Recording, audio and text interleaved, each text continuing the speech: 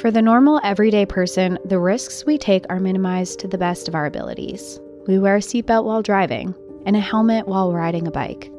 We all search for our avenues of fun and enjoyment, but most can safely say they are not a thrill seeker or a person who enjoys taking part in extreme sports and activities that involve physical risk and even death. While the majority of us are not these daredevils, research has found that 30% of the population are born with a thrill-seeking gene and are in constant search of their next dopamine high from the sensation of risking it all. Harold Houdini is one of the most famous illusionists in the world. He became known around the world for stunts that he performed, like escaping a Chinese water torture cell after being shackled, hung upside down underwater in front of a live audience, and escaping. In 1877, Rosa Richter became the first human cannonball when she was catapulted 30 feet in London. Philippe Petit was a high-wire artist who, without permission, walked across a tightrope between the New York City Twin Towers in 1974.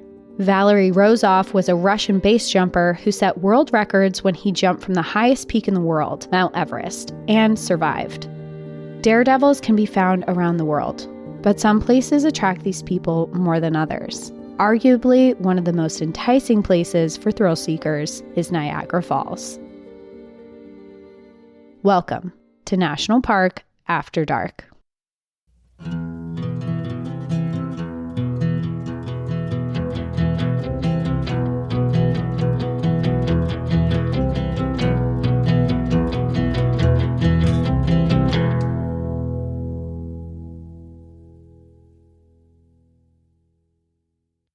I don't know if I'm going to be able to relate to anything in this episode because I am not a daredevil, but I can't wait to hear about it. Yeah, I like to try new things, but I don't think I can confidently say that any of the stories I'm going to tell today are something that I would want to do myself. Well, before you get into it, we have a couple things to say. Housekeeping is, I believe, what it's called. First and foremost, to everybody who has been listening with us for the last 3+ years, thank you so much. If you have not yet, we would really appreciate a moment out of your time to just go over to either Spotify or Apple and leave us a rating and or review if you are able. If you have nice things to say. Yeah, please. That would be lovely. Keep them nice. Yeah, I'm fragile. And then the other thing is Cassie just gave us a little treat. Yeah.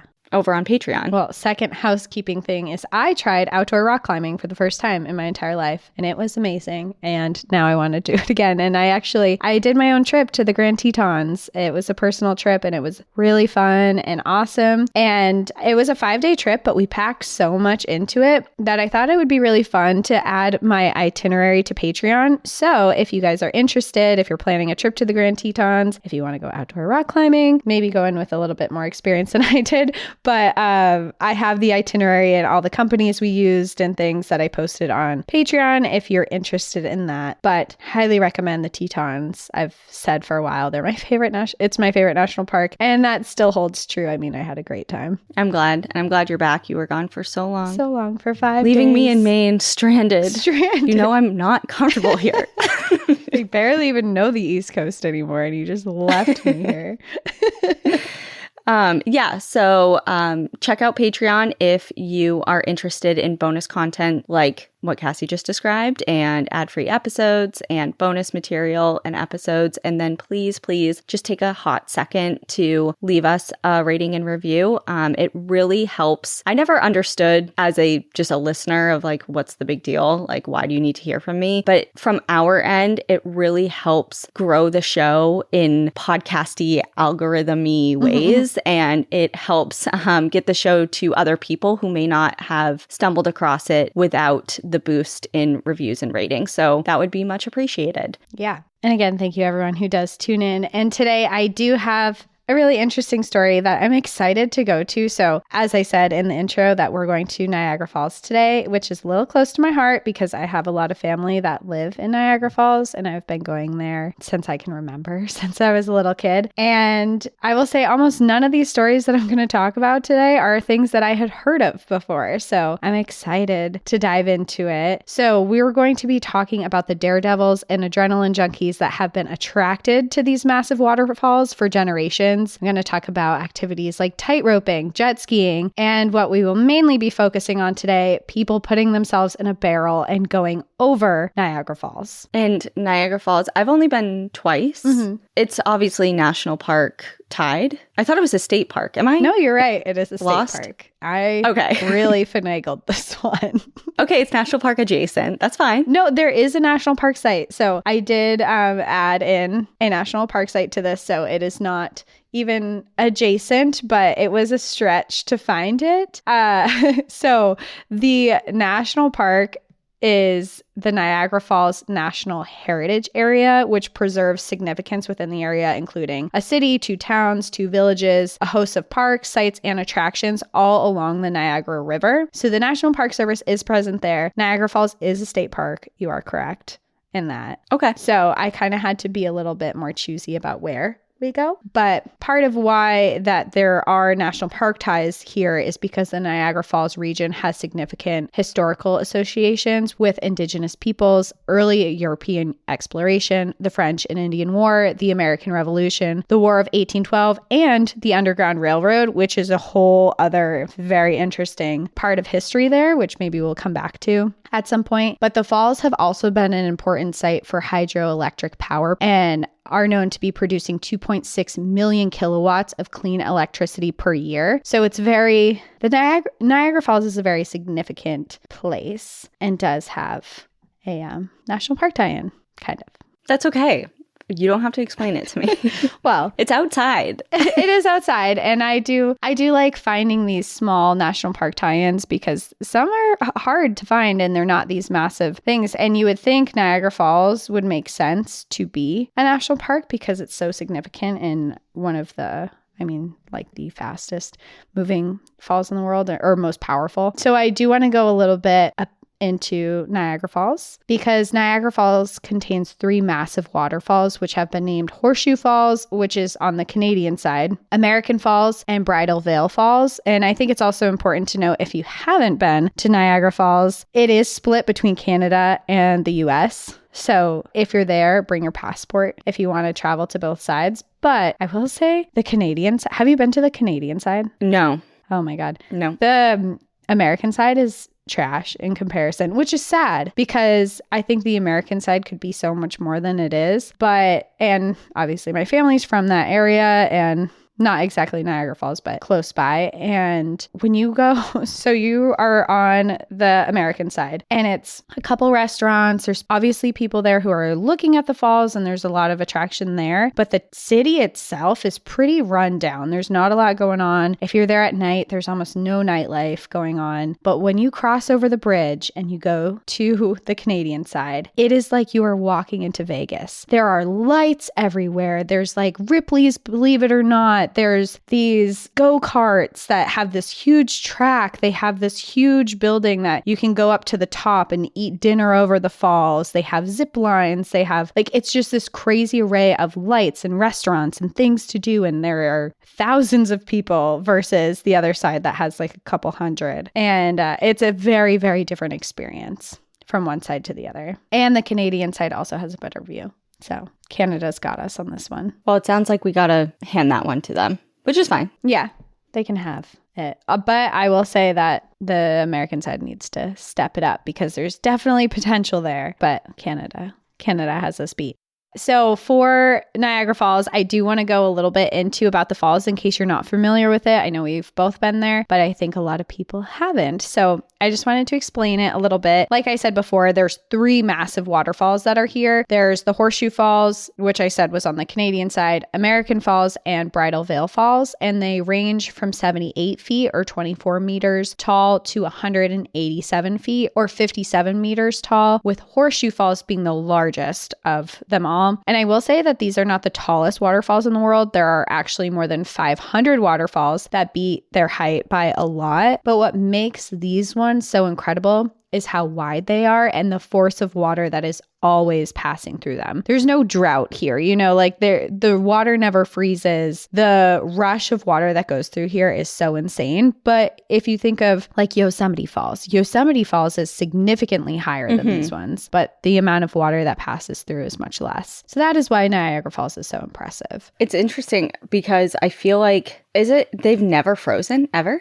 Mm-mm. Interesting. I just feel like not every waterfall, but especially in an area where Niagara is located, you would think that it's so cold. Right. Mm-hmm. Yeah, you would think that. And I actually wrote like a fun little fact here for why it doesn't freeze. So Horseshoe Falls is the largest one, and it's 2,590 feet wide, or 790 meters. And it has 681,750 gallons of water per second that flow through it. And because they move so quickly and with so much force, that's why it never freezes, despite temperatures reach as low as negative 18 degrees Fahrenheit or negative 20 degrees Celsius. So it's clearly just the sheer force of these waterfalls that are keeping it from being frozen. It's not necessarily the temperature, but also because of the force of these waterfalls, going over one of them seems like would be almost not survivable. And in most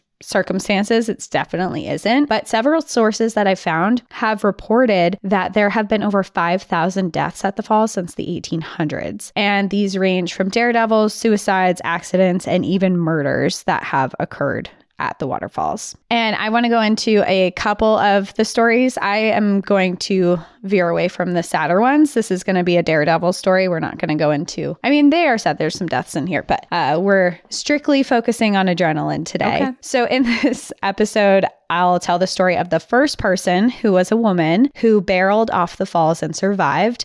And for that, I just explained how incredible that is for someone to be able to do that. But what's also incredible about her name is Annie. Her story is that she wrote about it herself in a memoir that she titled Over the Falls, How the Horseshoe Fall Was Conquered, which was how I found a lot of my research for her story, which is really cool because there's not a lot of times where you read firsthand experiences, especially in this time frame, because this was in the very early 1900s. But along with her story, I wanted to start it off with a few other documented stories over the falls to really kind of highlight how incredible it is of what she did and how she survived.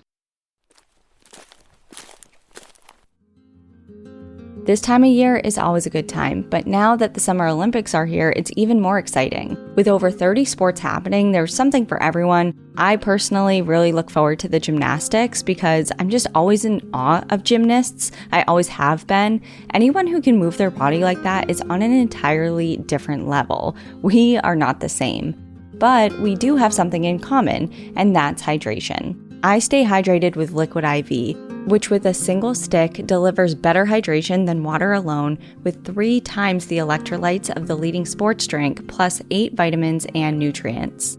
Incorporating Liquid IV into my life was seamless. Every morning, I grab a stick that I keep in these little containers on my counter. I tear it open and mix it into my morning water. It actually makes me want to drink water more. It's more enticing to me with Liquid IV, especially with their strawberry lemonade flavor that I've been really into this summer. I tear, mix, and sip, and then gear up for my early morning walk with my dog before it gets too hot out here in Maine. And when I gear up for my travels, which is pretty often, I grab a handful of the sticks and just throw them right into my bag. That way, I know I got my healthy hydration covered and I can skip buying overpriced drinks when I'm on the go. Liquid IV is the #1 powdered hydration brand in America for a reason. They have hydration down pat, packed with vitamins and nutrients, and even offer sugar-free flavors like green grape and white peach. Turn your ordinary water into extraordinary hydration with Liquid IV. Get 20% off of your first order of Liquid IV when you go to liquidiv.com and use code NPAD at checkout. One of the first documented deaths over the falls that I could find happened on July 19th, 1853, when 3 men attempted to row from Goat Island, which is a small island on Niagara River between Bridal Falls and Horseshoe Falls. Their boat capsized, and immediately 2 of the men were carried off the falls and killed because the force is just so strong, and it's really tall too, so going over it is very dangerous. But the 3rd man was able to grab onto some tree roots on a rock and held on for 18 hours while rescuers tried to get to him. Whoa. In this water, and the mission was deemed too dangerous to be manned, so instead they put a boat in the water and tethered it to the island and guided it downstream from the safety of the shore. So they were like, we can't get you. This is way too dangerous. We can't risk going over the falls, but we'll send you a boat for you to climb in. So when it reaches the man, he was able to climb into the boat, but seconds later it capsized and he couldn't grab onto anything and was thrown over the falls and died. Oh my God. That's heartbreaking. And I was just, It's amazing he was able to even get into the boat. I can't even get onto a raft after going tubing. You know what I mean? Like your arms are little noodles. Like tired, yeah. And he was holding on in the Niagara Current for 18 hours. I mean, obviously your life is on the line. It's a little different. Even though sometimes it felt like my life was on the line when I was waiting in the ocean for the boat to come back around for the tube. I feel that. And I thought I was going to get nabbed by a shark every time. Fair. But possible.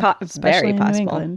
Very possible. Yeah, I just can't. 18 hours of your will to survive, and then in a second, you're just thrown over. It's really sad. And that was in the 1800s. But also, that was an accidental death. That wasn't a stunt that happened. I just thought that was an incredible story, or not incredible, but very sad story. But I also want to go into the history of I mostly want to go into the history of erratic stunts that have happened in Niagara Falls. Like I said in the intro, this is a place that has attracted people for generations to go here and try to do crazy stuff. A man named Sam Patch, who was deemed America's first daredevil and nicknamed the Yankee Leaper, was the first person to ever successfully go over Niagara Falls, and he actually did it twice in 1829. He had gained notoriety before the jump. Working in a mill, he spent his spare time practicing diving over the waterfalls that powered them. And originally, he was from Rhode Island, and he began jumping off falls all over the East Coast and was being paid to do it. He was looking for a large payout and big crowds, so he announced that he would dive over Niagara Falls. He used a platform built over the falls for him to climb up and then dive in, and then he was wearing no protection, and he planned to do it over American Falls. But the day that he announced it, there was bad weather and a delay in his jump, and the crowd was very small that watched it, and he was looking for a big payout. He wanted a huge crowd there. He wanted a bunch of people. So when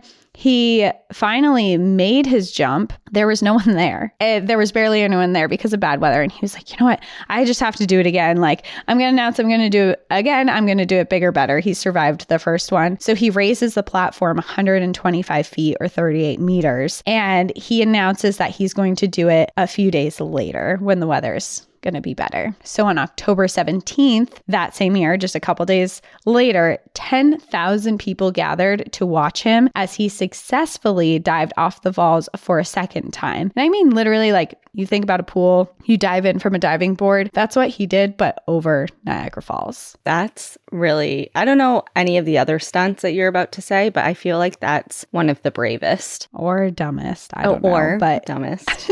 Yeah.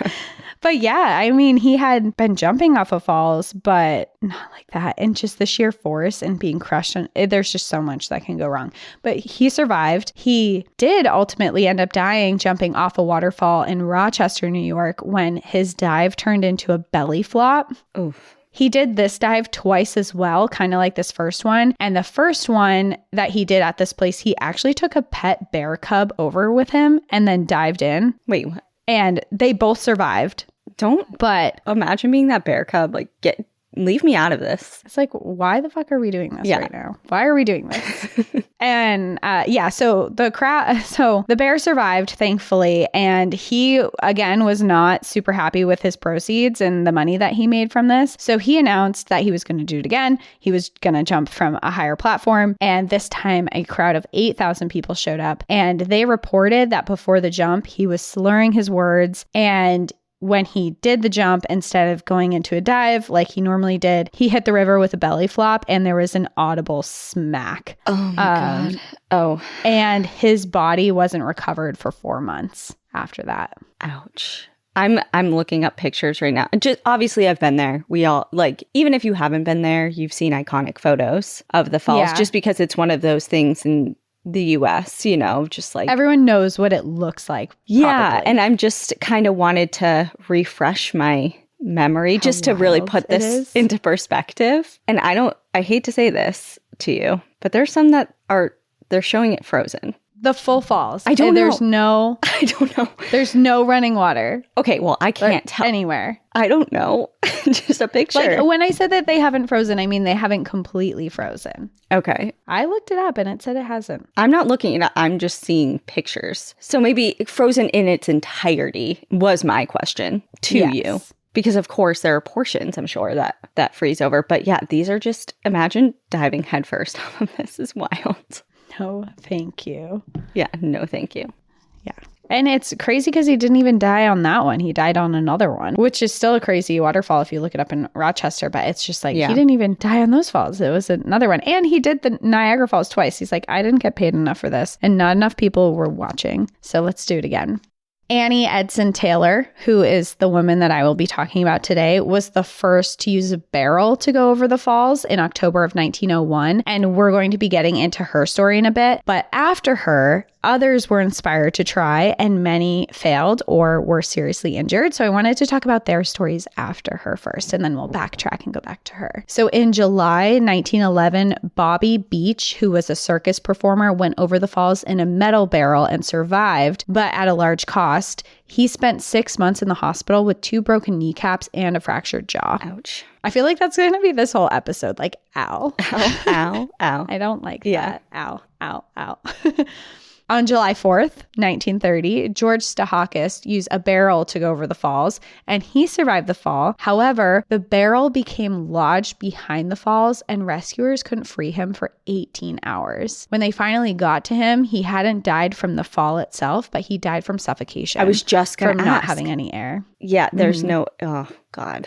That's awful. So it's like you survive all that, and you're like, yes, I did it. You feel the barrel pop up out of the water, and then no one can get to you. It's just... And I know these dates are ones that feel like a really long time ago, but this isn't something that's just been happening 100 years ago. In 1995, a daredevil devised a plan to ride a jet ski to the brink of the falls where he would deploy a rocket-propelled parachute, which would then land him in the river below the falls to be rescued. Unfortunately, his parachute wasn't packed correctly and wasn't attached to his body, so when he reached the edge of the falls and shot the rocket, the parachute deployed but flew away without him, and he was thrown over the falls and died.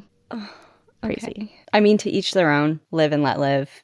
If you want to shoot yourself off of a jet ski on a waterfall with a rocket, whatever that was, do it.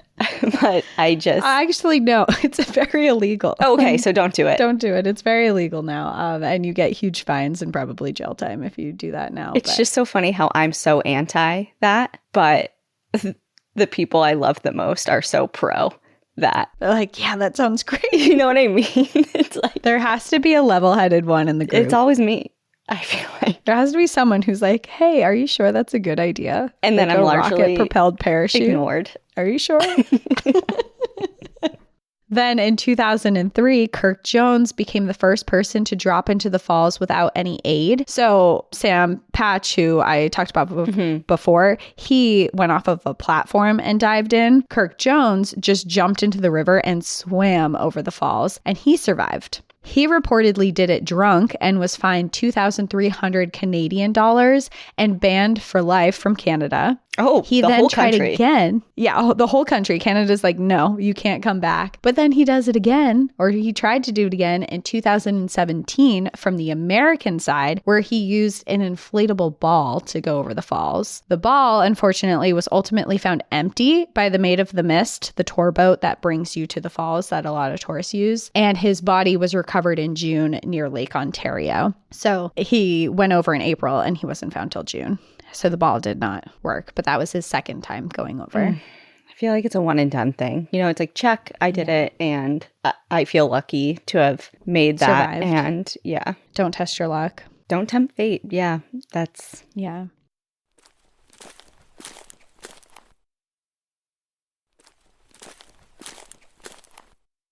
Then, of course, there are the tightrope stunts that have taken place over Niagara Falls. These have been happening since 1859, but on June 15th, 2012, I don't know if you remember this because I know I watched it, an aerialist and stuntman Nick Wayenda became the first person to walk across a high wire that stretched over the actual falls. It attracted an audience of 100,000 people and was streamed live on television where 10 million people watched. And I was one. Do you remember this? Because I was one of those people who watched. Not in that group. I wasn't even aware. I remember sitting in my dorm room in college watching this as it unfolded, like sweating, being like, please don't fall, please don't fall. And he didn't. And 1 year later, I don't know if you remember this one because he live streamed this one too, but 1 year later, he did it over the Grand Canyon. Also, I'm not in the tight rope community. Me either. It's just like national television. But the crazy part about this is that it's not just him that does this crazy stuff. His wife also does things like this, and she pulled her own stunt in Niagara Falls. And she, in 2017, her name, I don't know if I'm pronouncing this right, but it's Urindira Vasquez Wayenda, and she dangled on a rope by her teeth from a helicopter 300 feet over the falls. Okay. I love your facial expressions this entire episode. I'm just gonna say.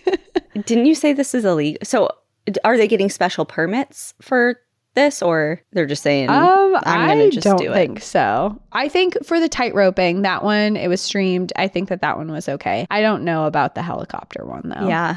It's just, yeah. That must be in the Guinness Book of World Records, I would imagine. I think it is. For like longest time holding something with your teeth while being in danger or something. Like, ow. Every dentist listening is like, please don't do that. Like, please, do not. All we want you to do is floss twice a day and brush twice a day. Don't use your mouth to dangle 300 feet above anything. Like, I feel like I shouldn't have to say this, but please do not use your teeth to hang from a rope. For anything other than eating. Yes. Honestly. Fair. Even when I go to rip open things with my mouth, I'm getting to that point where, I don't know if it's an age thing or an awareness thing or an anxiety thing, that I'm like, I'm going to chip my tooth. You know, just ripping something open with your teeth instead of using scissors. Oh, yeah. I'm getting to the point that I stop and seek out scissors instead of just being impatient and ripping something open with my mouth. We're out of the opening beer bottles with teeth era. I never have done that. I haven't either, but I know a lot of people who have. And I would be lying if I said I didn't try and then was like, ow, this isn't for me. Yeah, that's fine. This isn't for me. We made it with all our teeth. We did. And these are just a couple of stories of people that have done stunts at the falls. There are so many if you look them up. There's a lot of things in similar vein, but these were just a couple that jumped out at me. But the person that I wanted to really focus on today is Annie Edson Taylor, who might be one of the most remembered of them all. So after Sam Patch's stunt, both men and women traveled to Niagara Falls in hopes that they could perform some unusual stunt there that would make them rich and famous, as it had done for Sam, because he made a lot of money off of his. When Annie made the journey from Bay City, Michigan to Niagara Falls, no one took her seriously when she said that she was planning to go over the falls. However, if they had any idea of who she was, had known her past, knew how ahead of her time that she was and how independent she was as a woman in the 1800s, they might have took her a little bit more seriously at first. And to also put into perspective, she was desperate for money and she was very serious about doing this stunt. Annie was always a little bit of a wild child, and starting as a child, she always preferred to be outdoors when other girls her age were starting to dream of relationships. She was busy reading adventure books and diving into the history of the Roman Empire. She was just like, I don't care about boys, I care about fun outdoor adventure history kind of thing. Her father died when she was 14 and she was sent away to a religious seminary school, and she came from a well-off family. And because of that, when her family passed away, she was given an inheritance that lasted her many years, but not her whole life. So she lived in wealth and was very comfortable for the first half of her life. And then it sounds like later in life, she was not living so luxury anymore. When she was 18 years old, she married, and shortly after, she became pregnant, but it wasn't long before she was stricken with grief. Within just a few days of giving birth, her baby died, and her husband died just a little after a little over 2 years of marriage in the Battle of Gettysburg. So this war was going on, and actually she had other family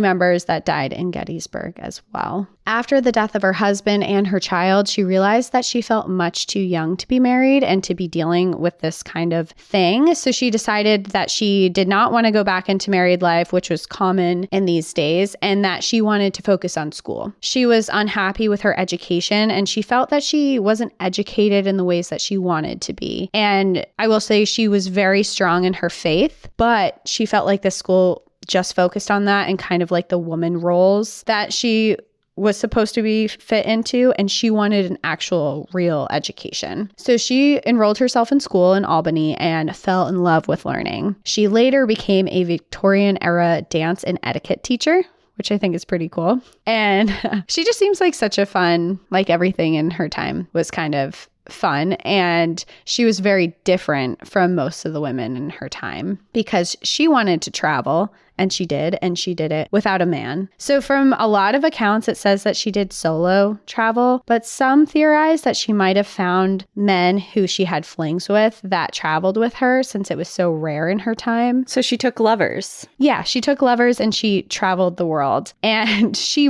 really did. I mean, she was everywhere. She was in the Alps. In the 1880s, she told her family she was heading to Cuba, and they all were like, do not go there. They adamantly objected, but it didn't stop her. She boarded a ship from New York to Cuba by herself, and she stayed there for months. And people theorize that possibly she had a lover down there, but we don't really know. After that, she traveled alone from Cuba to Texas to see a friend who had moved there with her husband. And her friend has been referred to in texts as her most intimate friend. And when she arrived, she stayed for years. And I don't know if this is like, there were some things that said that kind of hinted that they might have been lovers, but nothing is confirmed. Okay. And especially in the 1800s, it's just hard to navigate. Like nothing like that would have been documented, I feel like. But I kind of get the vibe as she stayed to be with her there. Her friend had a husband, but they were really close, and she went all the way to Texas to be there. So she got a job at a high school, and then she would also take vacations in New Mexico, where she would take the railroad to get there. And I want people to keep in mind that this is a really dangerous time. I mean, it's during the time of Gettysburg. The railroad was being built. The towns were really dangerous. There were battles that were going on between settlers and indigenous people. And every vacation she went on, she was putting her life at risk. And her travels were not without incident. It wasn't like, oh, she hopped on, had a great time. I mean, in one of them, she was returning to Texas and she was chloroformed in her room, and she was searched for money that they thought that she might have had. In another instance, Annie took a stagecoach heading up north when a gang of outlaws, famously known as the Jesse James Gang, overtook it while she was on the stagecoach. And they were able to take a total of $3,000, which is equivalent to around $92,000 today from the passengers on board, from, I will say, the male passengers. But when it came to Annie, she was adamant that she was not giving up her money. They pressed a pistol to her head and demanded that she give the money that she was concealing in her gown. And she responded by saying, "Blow away, I would as soon be without brains as without money." Oh. And they must have been like taken aback or appreciated. They're like, hey, I get you. I'm here robbing a place for money, because they spared her life after she said that. They're like, I feel like it was a respect, like, okay, respect, and I'll move on type of thing. Because I'm sure, I mean, how many people, man or woman, would have a pistol to their head? Well, would have had that response. It's kind of like, okay, like you get a pass for that. Like, I see you. I see you. Have a good day. Wow. Yeah, so they... I mean, she ran into the right person. The right person. I feel like a lot of people would have been like, okay, you're dead. Like, what are you to me? Yeah. You know what I mean? Like, I feel like that was definitely a lucky pairing. Yeah. And especially, I think, probably being a woman might have helped her in this situation, because if a man said it, I feel like it would have been like more of a rivalry thing. But with a woman saying it, and it being so outlandish for a woman to say something like that, especially at that time, it was probably like, oh, okay. Yeah. Like, I was not expecting that, but you may keep whatever's you're hiding in your blouse. Good on her. And I also think it does attest to how much money means to her. She's like, I would rather die than not have any money, so go ahead. Well, I mean, especially if she's so, of course, travel is expensive and always has been. It takes money to do that. So obviously the money is affording her that. But also, I mean, if for someone who doesn't want to be attached to anyone in marriage, then, I mean, at that point in time, women didn't have a lot of their own money. Like, everything was controlled by their spouse, the male spouse. Exactly. So if she was so adamant against not wanting to be in a marriage and having that kind of dynamic, she has to have money. Otherwise, the only other option is to rely, or one of the only other options is to rely on a man and get involved in marriage again. And if that was something she was not wanting to do, it makes sense. Yeah, exactly. And I mean, her whole livelihood was riding on whatever was in. She didn't have a bank account or anything like that. It's just whatever cash she had on her. So after that incident, she spent years teaching in Asheville, North Carolina, Washington, D.C., and Chattanooga, Tennessee. And she eventually landed in Bay City, Michigan, where she taught classes again and remained there until October 4th, 1900, when she left and arrived in Niagara Falls, New York.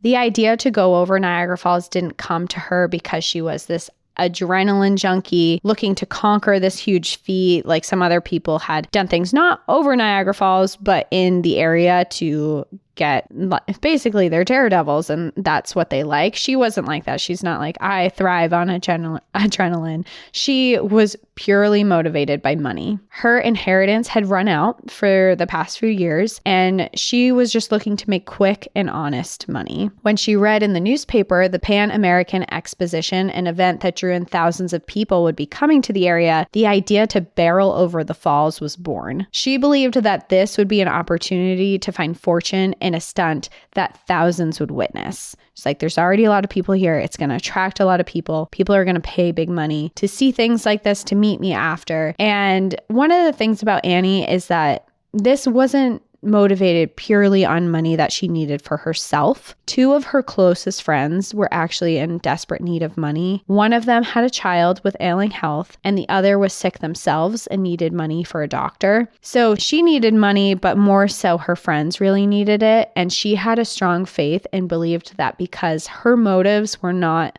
of selfish ones, that God would take care of her if she went over the falls. At the time, taking a wooden barrel over the falls wasn't something that people were doing, but they were using barrels to cross over the Niagara Whirlpool. And this is a natural occurring whirlpool in the Niagara Gorge downstream from the falls. And the whirlpool naturally spins counterclockwise, but sometimes with high water levels, it will reverse directions. And this whirlpool rapid reaches 48 kilometers per hour or 30 miles per hour. So it's a really fast, I mean, if you're going in a circle and a whirlpool going 30 miles per hour, that is a lot. The first barrel crossing happened in 1886 with a man and woman sharing a barrel. And after that, interest in barrel crossing subsided until the 1901 Pan American Exposition that took place in Buffalo. This drew in crowds of people to the area, which revitalized the idea for barrel stunts across the Whirlpool Rapids. People are like, wow, this is so cool. No one's done this in a while. Let's gather around and watch people do this. At the exposition on September 6th, Martha Wagenfuhrer became the first woman to cross the rapids solo. The following day, Maud Willard attempted but died of suffocation inside of the barrel. Maud's death didn't deter Annie from her goal, even though after it, all barreling activities in the water were banned. Once Maud died, they're like, okay, we can't do this. We thought it was cool. It's not. But she didn't care. She went about it anyway, and she marketed herself in newspapers and flyers at the exposition as a 43-year-old woman who would defy death by going over the largest of the waterfalls, which was Horseshoe Falls. But in the beginning of this, she kept her identity a secret to add mystery to the event to try and attract people. She's like, I'm a woman. I'm going over the falls. That's all you need to know. And she was quoted saying, I do not wish to be classed with women who are seeking notoriety. I am not going over the falls as a mere act of bravado. I feel that something may accrue from it in a financial way. And because of that, because she was all money driven for this, she hired a manager named Frank Russell, who was a carnival promoter and worked with street performers in the past to help them get paid. She did this in hopes to maximize the amount of money she would earn and to have someone who would know how to promote her performance. And her idea was after this performance that she would go on tour, meeting and taking photographs and getting money and things like that. So that was his goal, is to manage the finances and manage a potential tour for her. She planned to perform the stunt on her birthday, October 24th, which she said was her 43rd birthday, but we later find out through historical records that she was lying about her age. She was actually 63 years old. Oh, okay. So quite a bit older. Quite a bit older. I mean, I think about it like that's around like our parents' ages. And she's like, no, I'm 43 and just diving over the falls. And I think part of that was because at the time, especially, it was more attractive and enticing for a younger woman. So she's like, maybe I can pass as 43. So that's how she advertises herself. When the idea of barreling over the falls came to her, she actually designed the barrel herself as well. She first began her design simply by cutting it out of paper and sewing it together with twine to figure out exactly what she wanted. When she perfected the design, Kentucky oak was used to build it, along with 10 iron hoops to hold it sturdy and mattress padding to help absorb force from the fall. It ended up being 4.5 feet tall and 3 feet wide and weighed about 160 pounds because of an anvil that she fastened to the bottom to prevent the barrel from being turned upside down. So that weight would kind of hold it so she wasn't head first going down the falls. Okay, so it managed the direction of her fall. Yeah. Exactly. The idea was that if Annie fell from the falls upside down, she would be at risk of breaking her neck, whereas if she fell the other direction, her legs and her feet could take the brunt of the fall. And also within the barrel, it had a harness built inside that was used similarly to a seatbelt to keep her from being violently tossed around. It was to secure her in one spot, try and minimize any damage when she hit the water. And this part's messed up. Before going over Horseshoe Falls herself to test the barrel's durability, Annie's manager, Frank Russell, wanted to do a test run to make sure it could withstand the force of the fall. So on October 22nd, 1901, just 2 days before her stunt, out of the public eye, they tested the barrel out. And they did this by replicating the way they would send her over, bringing a boat to the middle of the Niagara River and cutting the line the barrel was attached to. But instead of putting her in it, they used a cat. They watched as the barrel went over the falls, and a group of people waited at the bottom to retrieve it. The force of the falls buried the barrel underwater for a few moments before it came bobbing back to the top again, and they were able to retrieve it quickly and opened the top. They found the cat alive with no injuries except for a small cut on its forehead. I mean, have you looked into, other than the bear and the cat, what other animal? I feel like there's more for some reason. I feel like there's more animals that have gone over the falls. Intentionally or unintentionally. I know there was a, remember that video, I think it was last year, of the deer that was stuck, like it was in the river, about to go over the falls, and people were trying so hard to help it, and it went over. I don't know. I feel like it sounds familiar. It was cycling the news and stuff, and obviously like wildlife over the however many hundreds of years, thousands of years, that I don't know the geologic history of the falls, but you know that unintentionally wildlife has gone over. But I'm talking about like intentional testing, or I don't know what have you. I'm trying to look. I found, there's an article that talks about animals that they have sent over. And we don't have to get super into it because I don't want to like make anyone super sad. Yeah. I just feel like it's a thing, or it was a thing, because people will people all the time. Wow. Yeah. Now that I'm researching this. Is it worse than we thought? Yeah.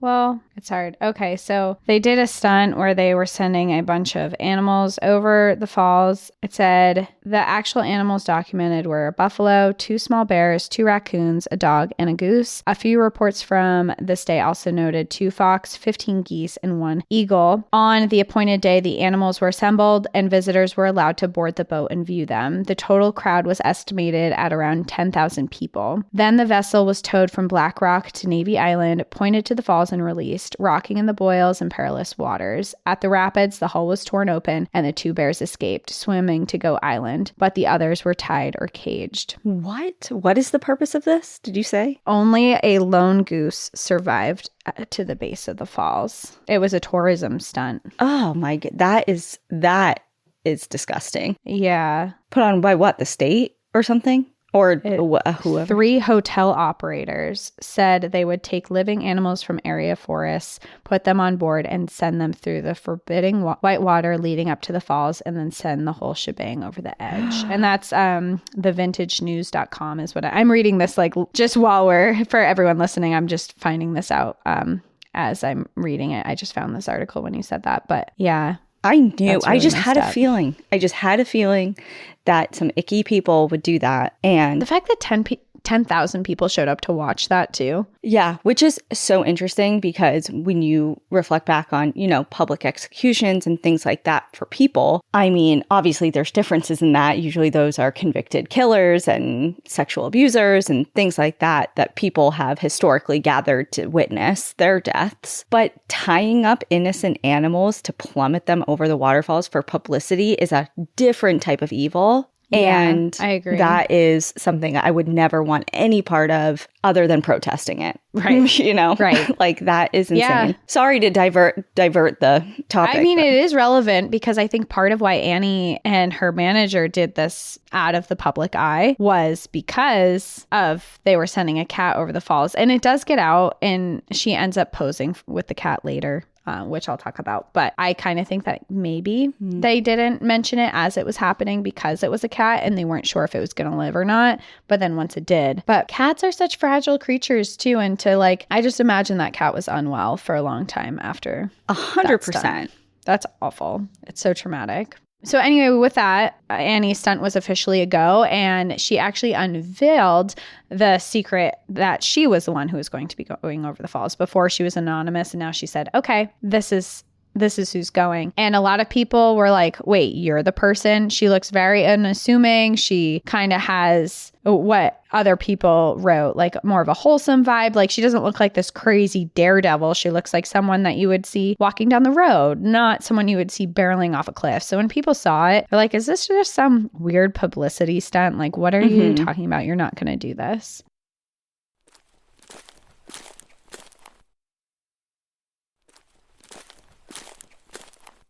So the morning of October 24th, the day that she was set to go over the falls, was a particularly cold and windy one. The weather set back the time that she would go over the falls, and as the crowds who had come to see her do this waited for her to go over, they grew very impatient. The strong winds and the cold air and the mist from the falls made for a pretty uncomfortable experience. And as time went on, many believed that Annie wasn't going to do it. And because of this, the crowd dwindled and the massive turnout Annie expected had become a lot less. Due to weather, the boat carrying Annie and her barrel didn't leave port until 2 p.m. As they left the shore, an officer waved them down, yelling and demanding they return at once, but they didn't stop and they headed straight for Grass Island. Now, Grass Island is a small, elongated natural island on the American side of the Niagara River, which is approximately 1,500 meters upriver of the falls. This served as a good launch point for Annie, so they went to the island first to put her in the barrel and attach it to a rope behind the boat to be cut and released. When they arrived to the island, Annie took off her hat, her skirt, and her coat that she was wearing before she climbed into the barrel. She then fastened herself in tightly with the harness and brought 2 extra pillows for her knees and her head. Once she was in position, the lid of the barrel was screwed tightly into place, and included in her design of this barrel was actually a tube that allowed air in, which was really important for after the recent suffocation incident. So what they did is they used an air pump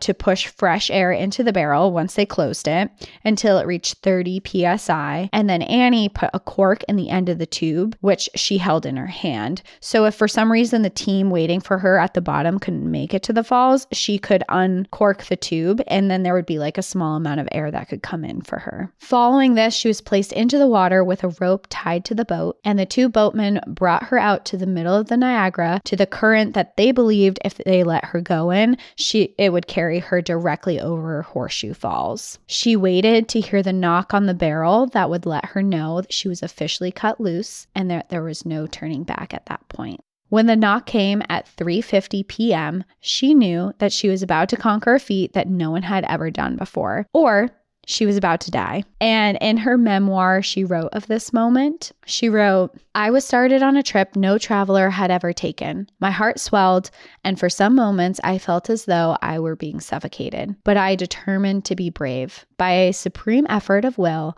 I calmed myself at once and began earnestly to pray, if it was God's will to spare my life, if not, to give me an easy death." The beginning of the ride through the rapids she describes as a pleasant experience. It would toss and turn, but relatively gently until she came to the first real drop in the rapids. For a moment, the bottom got caught on something and swerved around, and she felt like she was being turned over and her head was facing down, but with a quick jerk, she was upright again. In another rapid, she felt the barrel become completely submerged in water, but after a brief moment, she felt it bob above to the surface again. She then swerved to the left in a direction where she knew there was a series of giant rocks, as she had always feared she would collide into them. But after a few more fleeting moments, she passed them without incident. At the brink of the falls, she heard the rushing water and felt the barrel come to a pause and then get ripped down with a current. She plunged 158 feet below to the river. The feeling of falling in this moment was pure horror, she describes.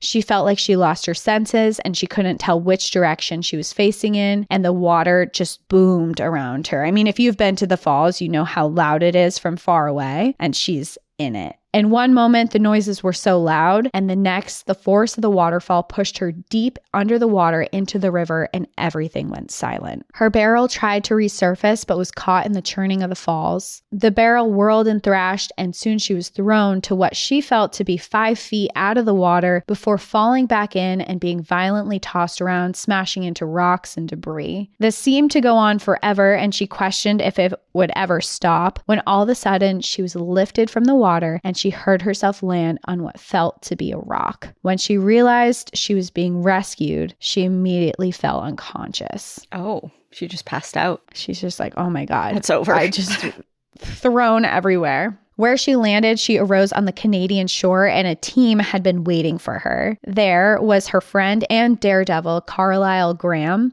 He was a famous athlete who had been known for his stunts in the whirlpool rapids, both in a barrel and by swimming it. Along with him was an expert swimmer, Kid Bailey, Harry Williams, who was the proprietor of the Lafayette Hotel, and engineer John Ross of the Maid of the Mist. They used a wrench to break open the top of the barrel, and when the fresh air hit her, she regained consciousness, and she heard a voice exclaim, "She's alive!" She responded to this by saying, "Yes, she is, though much hurt and confused." Yeah, it's like, I'm here, but I'm unwell. Like, am I here? I don't know. And luckily, she didn't have any broken bones, but the thrashing and force of the fall had left a lot of pain in her shoulders and her neck, and she also had a severe gash on her scalp. Following that day, she was brought to a home or a hospital. I'm not really sure which, but she was sent somewhere where there was going to be a doctor, and he tended to her and forbade any visitors. He's like, I know you just did this crazy stunt. I know you want to talk to people, but you can't have anyone around. Meanwhile, while she's recovering, witnesses wrote down statements to the newspapers confirming that Annie had successfully barreled down Horseshoe Falls and made history, because some people were skeptical. So the people who picked her up and witnessed it were like, hey, no, I saw this happen. And including in these witnesses was Miguel's B. Butler, who was the mayor of Niagara Falls at the time. And also in that was John Ross, the engineer, the Maid of the Mist, who had helped pull her out. Annie took a couple of days to recover, and while she was in bed, she received a letter from an unknown man, impressed by her achievement, and proposed marriage to her, which she was like, I just did this crazy feat. I have no like, she is not interested in marriage at all. Basically, all these men, she's like, get away from me. So she declines the offer and is like, get away from me. I don't need you. When she was released, she was invited to attend the Pan American Exposition in New York City, where she agreed to go and displayed her barrel and brought the cat, who had gone over the falls as well. She posed for photo ops and signed her autograph for interested fans who attended. Not everyone was impressed by this major feat that she had just accomplished. Martha Wagenfuhrer, who had accomplished barreling the Whirlpool Rapids just days before, and who I had mentioned before, was quoted in the Niagara Falls Gazette saying, "This woman, Mrs. Taylor, I see by the papers, went over the Horseshoe Falls. Now everyone knows there ain't much in going over Horseshoe Falls. They ain't very dangerous. Of course, no one could go over Niagara Falls. The real falls are 270 feet high, and it's most likely that if any went over in a barrel, the barrel is going clean to the bottom and never coming up, or else be smashed to pieces. Miss Taylor never went through the whirlpool like I did, and everyone knows that's the worst trip there is. I'm the second one who has gone through the whirlpool and lived to tell the story. So she's just like, it sounds like she doesn't really believe she did it, and is also like, what she did isn't dangerous. Like what I do is dangerous. Sounds a little bitter. A bit. Yeah. I agree. We're girls here. We pump each other up. Yeah, lift each other up. What are you doing? Yeah, what are you doing, Martha? But she did face some scrutiny, and that was part of it. But she didn't really pay any attention to it. She was still focused on trying to make money. And her plan to make money worked at first. For the expo, she was paid $200, which is equivalent to just under $7,500 today. She was then paid another $200 for each appearances in Michigan and Ohio, where she brought her barrel and the cat. And overall, people weren't as interested as she expected, and people weren't paying as much for her appearances. It was kind of like she went to these things, they went okay, but not what she was expecting. When it wasn't as successful as both her and her manager, who was setting these things up, believed it would be, her manager disappeared with all of her earnings and the prize barrel that went over the falls. Along with that, some reports state that he hired a younger and very attractive woman to pose as the woman who went over the falls, and he traveled around to expositions making money off of her instead. What a skis ball. Such a skis. Annie, of course, was really upset. This was her livelihood that she was trying to make. So she spent a lot of her savings that she had hiring a private investigator to get her barrel back so she could go and be like, no, it's me. Look, I have the barrel kind of thing. But it proved to be pretty fruitless. They were able to find the barrel in Chicago very briefly, but just after they found it, it disappeared. And actually, from all accounts that I've been able to read since, that no one knows where the barrel is today. Oh, what a find that would be. Yeah. Imagine it's just like sitting in some antique shop somewhere. An antique shop or someone's attic, you know, like just like kind of. And you don't even know what it is. Maybe you inherited that house and from a family member and you're like, I wouldn't know what that is. You don't know her story. It's in someone's bar right now. You know how people do like the barrel tables or the barrel bar stools? Yes. It's just sitting there. It's painted white. Oh, yeah. Let's stop painting antique things, please. Also, just a side note, please stop. Especially white or gray. Let's not. We're over that, right? We're over that. Please, everyone. I have off track, but I have an A-frame and it's all really beautiful pine wood. And a lot of people, and even in me for a hot moment, I debated painting the walls white. And after like looking at this beautiful wood for so long, I'm like, I can't do that. Yeah. Although some places it looks really nice, but my support beams would not look good with white, which is why I also have decided I can't do it. It's also not a 1895 piece of furniture or something like that. You know what people are doing. You know, it's like wouldn't be. It's not an antique. Yeah. But I appreciate you keeping the natural facade. And I will say some people do it and it looks amazing. But my place, it just didn't work. But I agree. Like, stop painting things. But so she hires this person. They find the barrel briefly. It disappears. So instead of continuing to look for it and spend all her money, she eventually has a replica of the barrel made, and she spent her days sitting outside a restaurant on the American side of Niagara Falls with the replica, selling postcards and her autobiography to tourists who were interested. And this certainly didn't provide the future that she had hoped for. In fact, she was barely scraping by doing this. She struggled in poverty for years, and in March 1921, at the age of 82, she entered herself into the Niagara County Poorhouse. And this was an establishment, and that's what it was called. It was called the Poorhouse. It was an establishment for people who did not have the means to support themselves. Her health was failing at the time. She was losing her eyesight, which made it just more difficult for her to care for herself. And after just a month at the facility, on April 29th, 1921, Annie passed away. A funeral was had for her on May 5th, where less than 50 people attended. Coincidentally, on that same day, a motion picture company was filming for a movie project the day of her funeral and sent canoes carrying dummies over the falls just before her ceremony. Oh, what a send-off. Yeah, I don't think it was for her. No, I know, but just a universal it happened. Yeah. Yeah. And following that, she was buried at the Oakwood Cemetery, which is a cemetery where many famous Niagara Falls daredevils are buried to this day. And she was buried next to her friend and fellow daredevil Carlisle Graham, who I had mentioned was there to pick her up. And he actually, I didn't read super far into this, but he was like this big daredevil and he died of a cold. So she ends up buried next to him, but I don't know the whole story surrounding that. But wow. Yeah. And that's my story of Annie Edson Taylor. Wow. I mean, kind of a sad end, obviously. Things didn't go the way she had hoped, and people took advantage of her, and she risked her life, and it's, obviously didn't turn out the way she had planned, but at least she survived. She was one of the first to do it, and it seems like she went about it she at least tried to put in a lot of thought and effort into it, like the mechanics of it. And instead of just being like, I'm going to get into a barrel and see what happens, like she was like, well, let's see if there's a smart way to do this. But it's cool that you did this story now, because if you're like super into the Niagara Falls and you want to know more, our friends, Sabrina and Corinne of Two Girls, One Ghost podcast did, at this point, probably about a month ago, by the time this releases, a month-ish ago, it's episode 277. And they do the Niagara Falls, but in a different way that Cassie did. They do the paranormal side, because like Cassie mentioned, there's been over 5,000 deaths. So Sabrina and Corinne kind of go into the paranormal, haunted, spooky side of... Yeah. So you kind of you get the best of both. This wasn't planned either. No. Yeah. It's not like we were on the same wavelength here. And so if you want the best of both worlds, or you get the stunts and you get the paranormal, go check out Two Girls, One Ghost, because they're really cool, and they have a lot of very interesting things to say about the Niagara Falls. Yeah, but good job. That's cool. I've seen the picture, that like famous picture of her in the barrel, which now I don't know, was that the replica? No, that's the one that you're talking about. If you look really close, there's a cat sitting on top of it. Okay. So that it was the true barrel. The true one, yeah. Cool. Well, thanks for covering it. I know it's a little bit of a national park stretch, but that's fine. Yeah. That's fine. There's a historic site there, or whatever. Or whatever. Yeah.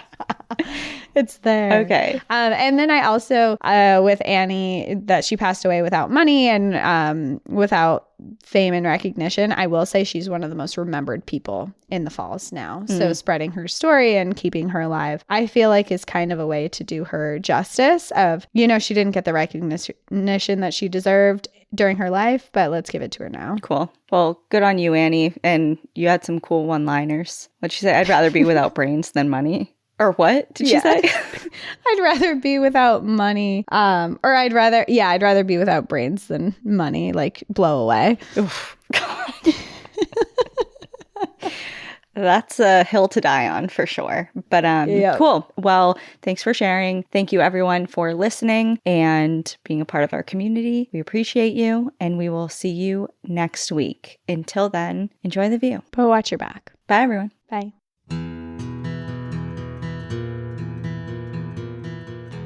Thank you so much for joining us again this week. If you have a trail tale or story suggestion, send us an email at stories@npadpodcast.com. Follow us on Instagram and Facebook at National Park After Dark, and on Twitter at NPAD Podcast. Join our Outsiders Only community on Patreon or Apple subscriptions to listen ad-free, unlock monthly bonus episodes, and exclusive content. And remember, when you support our sponsors, you are supporting our show. For our exclusive discount codes and source information from today's episode, check out the show notes. For more information on our show, our book recommendations, merch updates, and more, visit our website at npadpodcast.com. And please rate, review, and subscribe from wherever you listen to podcasts.